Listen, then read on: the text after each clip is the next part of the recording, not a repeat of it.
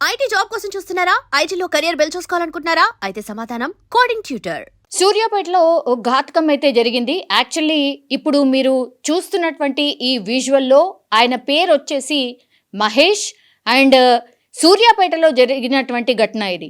ఈ మహేష్ అనేటువంటి వ్యక్తి గ్రూప్స్కి ప్రిపేర్ అవుతున్నాడు. కానీ ఇక్కడ సమస్య ఏంది అన్నప్పుడు 8 ఏళ్ల క్రితం ఒక యువతిని ప్రేమించాడు. సూర్యాపేట జిల్లాకు సంబంధించిన వాళ్ళే వీళ్ళిద్దరు కూడా, పక్క ఊర్లు వీళ్ళిద్దరివి కూడా. ఆ అమ్మాయి ఏమో ఎల్ఎల్బి చదువుతోంది, అది హైదరాబాద్లో ఎల్ఎల్బి చదువుతోంది.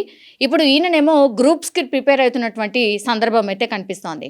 8 ఏళ్ల క్రితం ప్రేమ వ్యవహారం కాస్త ఇప్పుడు ఎక్కడికి దారి తీసింది అని అంటే, డైరెక్ట్గా ఇప్పుడు ఈ మహేష్ అనే వ్యక్తి ఆ యువతిని తనతో తెచ్చుకున్నటువంటి సుత్తెతోని ఆ తలపైన దాడి చేసిండు. దీంతో ఆమె కుప్ప కూలిపోయింది.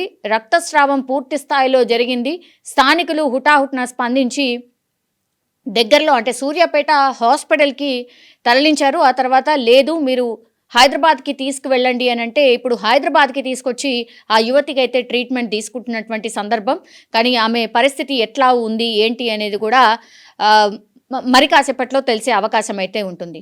అసలు స్టోరీ విషయానికి వస్తే ఇప్పుడు ఈ మహేష్ అనేటువంటి వ్యక్తి ఎవరైతే కనిపిస్తున్నారో, ఈ మహేష్ అనేటువంటి వ్యక్తి అండ్ ఆ యువతి ఇద్దరు కూడా 8 ఏళ్ల క్రితం ప్రేమించుకున్నారు.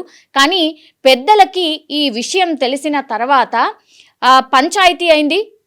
వీళ్ళిద్దరు కూడా ఖచ్చితంగా మీరిద్దరు పెళ్లి చేసుకోవడానికి వీల్లేదు, మాకు నచ్చలేదు, మీరు అసలు విడిపోండి, మీరు అసలు పెళ్లి చేసుకోవడానికి మేము ఒప్పుకోము అన్నటువంటి మాట పేరెంట్స్ చెప్పారట. సో ఇరువురు పేరెంట్స్కి ఈ విషయం నచ్చలేదు.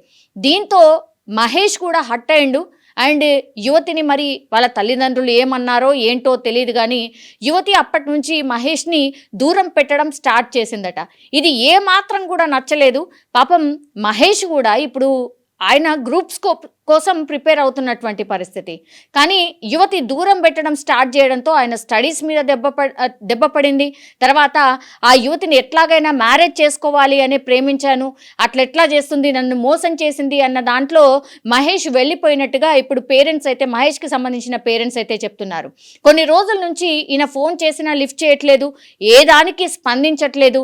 దీంతో ఈ యువతి ఎటెళ్తుంది, ఏం చేస్తుంది అని తెలుసుకున్నటువంటి మహేష్ సూర్యాపేటకి, వాళ్ళ సోదరి అక్కడే ఉంటుందట, సూర్యాపేటకి 2 రోజుల క్రితం ఈ యువతి వచ్చింది అని తెలుసుకున్న తర్వాత ఇంట్లో ఎవరీ లేనటువంటి సమయంలో ఇప్పుడు యువతి సోదరి వాళ్ళ ఇంట్లోకి ప్రవేశించి ఆయన వెంట తెచ్చుకున్నటువంటి సుత్తెతోని ఆమె తలపైన 2 సార్లు 3 సార్లు కొట్టడం, ఆ తర్వాత ఆ యువతి అక్కడే కుప్పకూలిపోవడం జరిగింది. దీంతో అరుపులు కేకలు వేసినటువంటి చుట్టుపక్కల వాళ్ళు విని తర్వాత ఈ మహేష్ అనేటువంటి వ్యక్తిని పారిపోతుండగా పట్టుకొని ఇప్పుడు మీరు చూస్తున్నటువంటి విజువల్ అది పూర్తిగా స్తంభానికి కట్టేసి కొడుతున్నటువంటి పరిస్థితి అయితే కనిపిస్తోంది.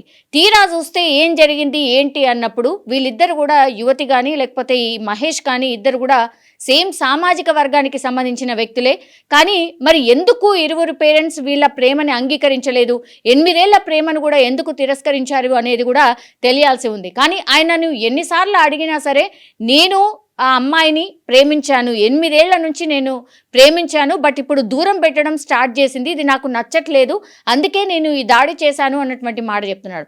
ఎందుకంటే ఈయన కొంత చదువుకున్నటువంటి వ్యక్తి కదా, అల్లరి చిల్లరగా తిరిగినటువంటి వ్యక్తి అయితే కాదు. ఆయన గ్రూప్స్కి ప్రిపేర్ అవుతున్నటువంటి వ్యక్తి కాబట్టి ఆయన క్లారిటీగా కొడుతున్నా సరే ఒకటే మాట చెప్తున్నాడు, నేను ప్రేమించిన వ్యక్తి నన్ను మోసం చేసింది కాబట్టి నేను దాడి చేశాను అన్నటువంటి మాట చెప్తున్నారు. వెంటనే పోలీసులకు సమాచారం అందించడం, హుటాహుటిన అంబులెన్స్లో ఆ యువతిని ఏరియా హాస్పిటల్కి, ఆ తర్వాత హైదరాబాద్కి తరలించారు. ఇప్పుడు ఇతన్ని పోలీసులు తీసుకెళ్లి విచారణ అట్లాగే కేసు అయితే ఫైల్ చేశారు. ఇప్పుడు ఆయనని కటకటాల వెనకాల అయితే నెట్టినటువంటి సందర్భం.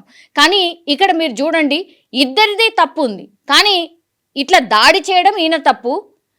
తర్వాత దూరం పెట్టేటప్పుడు కూడా ఒక క్లారిటీగా ఆ యువతి కానీ ఆ పేరెంట్స్ కానీ ఈ పోలీసుల దగ్గర కూర్చోబెట్టి ఈ పంచాయతీ తెంపి ఉంటే బాగుండేది. కానీ పెద్దలు వాళ్ళు కూర్చొని మాట్లాడుకున్నారు కాబట్టి ఈ పరిస్థితి వచ్చింది అనేది కూడా పోలీసులు చెప్తున్నటువంటి వర్షన్.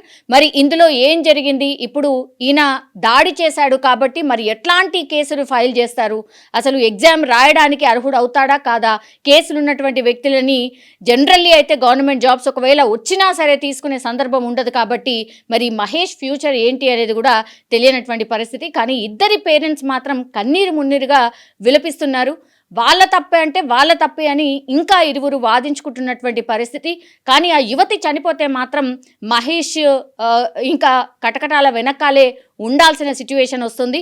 సో ఇట్లా ప్రేమ వ్యవహారం ఇంత భయంకరంగా మారిపోకూడదు. ప్రేమించిన వ్యక్తి ఒకవేళ వదిలేసినా సరే నిజమైన ప్రేమ ఎప్పుడు కూడా ఇట్లా దాడులు కానీ హింసకు కానీ ప్రేరేపించదు. నిజమైన ప్రేమ చాలా అంటే చాలా కామ్గా వెళ్ళిపోతుంటారు, తనలో బాధ దిగమింగుకొని బతుకుతుంటారు. కానీ ఈ మధ్య కాలంలో అట్లా ఉండట్లేదు. నన్ను మోసం చేశాడు అన్న కారణంతో దాడి చేసుకోవడం, చంపడం వరకు దారి తీస్తోంది. సో ఈ మధ్య కాలంలో కేసులు కూడా అవే ఎక్కువగా నమోదవుతున్నాయి. సూర్యాపేటలో మరో కేసు ఇలాంటి సందర్భంలోనే నమోదైన సిచ్యువేషన్ అయితే కనిపిస్తోంది.